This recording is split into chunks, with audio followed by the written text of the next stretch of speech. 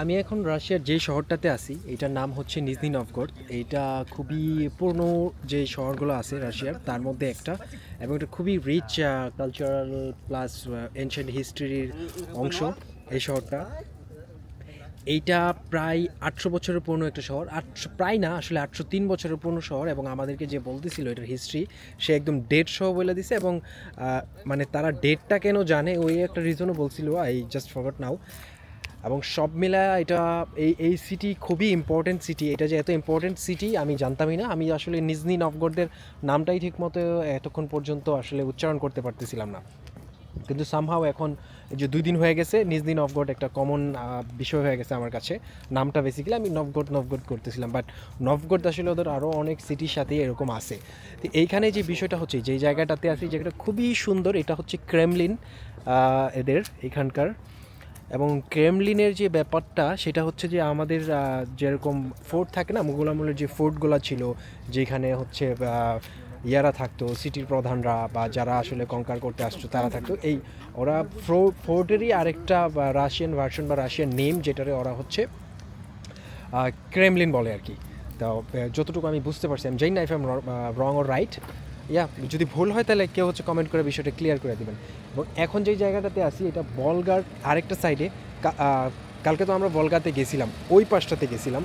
এখন আবার আরেকটা সাইডে আসছি, এবং এই সাইড থেকেও বলগার খুব অসাধারণ একটা ভিউ পাওয়া যায় যতদূর জানি। এবং এই হচ্ছে এটা বলগার রিভার ভিউ। এখানে অনেক মানুষজন বসে টসে আছে। এই যে এটা হচ্ছে আমাদের গ্রুপটা, এবং হেয়ার ইজ দ্য বলগা, এবং এই হচ্ছে ভলগা।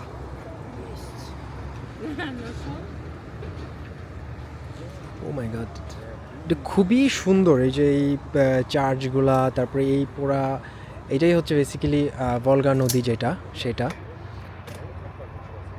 এবং এটা বছরের পর বছর, শত শত বছর ধরে এটা খুবই ইম্পর্টেন্ট। এবং এইখানে হচ্ছে এই যে কয়েন ফালায় আপনি বলগার বিভিন্ন অ্যাক্টিভিটিস খুব ক্লোজলি দেখতে পারবেন। সবচেয়ে ইন্টারেস্টিং বিষয় হচ্ছে এখানে বিভিন্ন এজের মানুষরা আসে, বৈশা থাকে। এই যে একজন যেমন এখানে বসে বসে বই পড়তেছে। তো এই কালচারটা আমার খুবই ভালো লাগে এখানকার।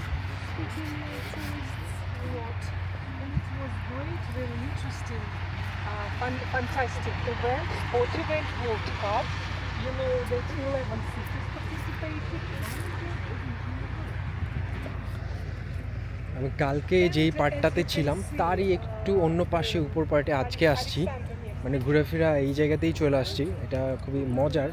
এবং বলগা এই শহরের জন্য সবচেয়ে ইম্পর্টেন্ট একটা বিষয়। শুধু এই শহর না, আসলে বলগা পুরো রাশিয়ার জন্যই হচ্ছে অনেক বেশি ইম্পর্টেন্ট। এবং এখন এই যে আমাদের যে গাইড আমাদেরকে নিয়ে আসছে, মানে এখান থেকে আমাদেরকে গাইড দিছে, এটা হচ্ছে বলগার ম্যাপ। এই গাইড একটা জিনিস বলতেছিল যে মস্কোরে বলা হয় হচ্ছে রাশিয়ার হার্ট, আর তারপরে সেন্ট পিটারবার্গসে বলা হয় হচ্ছে রাশিয়ার হেড, মানে মাথা। আর এই যে শহরটা নিজনি নভগোরদ, এইটারে বলা হয় হচ্ছে রাশিয়ার ওয়ালেট, মানে পকেট, যেখানে টাকা পয়সা থাকে। তো বছরের পর বছর এই শহর অনেক বেশি ইম্পর্টেন্ট ছিল। এবং আরেকটা হিস্ট্রি জানতে পারলাম, সেটা হচ্ছে যে প্রায় 30-40 বছর, মানে রিসেন্ট টাইমে, ওই 1930s পরে 30-40 বছরের মতন এই সিটি হচ্ছে টোটালি ফরেনারদের আসা নিষিদ্ধ ছিল। এখানে কোনো ফরেনার ঢুকতে পারতো না নিজনি নভগোরদে। কিন্তু এখন সব কিছু ঠিকঠাক আছে। এখন তো আমরা ফরেনার অনেক বেশি আসলাম এখানে, আমাদেরকে দাওয়াত করে নিয়ে আসছে। এই হচ্ছে বিষয় আর কি। হিস্ট্রি আমি খুব ভালো বলতে পারি না, আমার হিস্ট্রি বলতে গেলে মিস্টেক হয়ে যায়।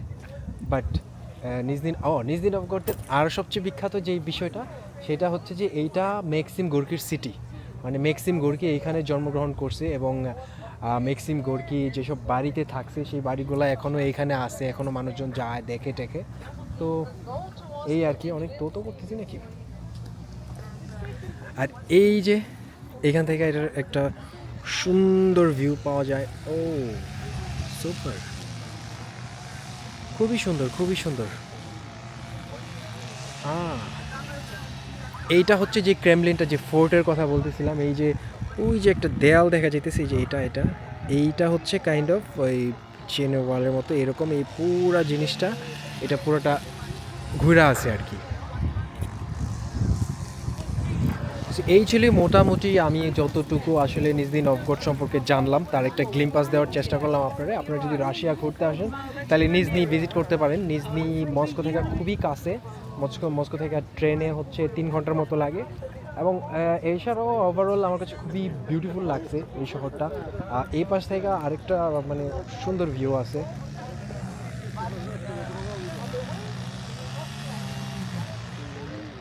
তো ল্যান্ডস্কেপটাই অন্যরকম, অদ্ভুত সুন্দর আর কি।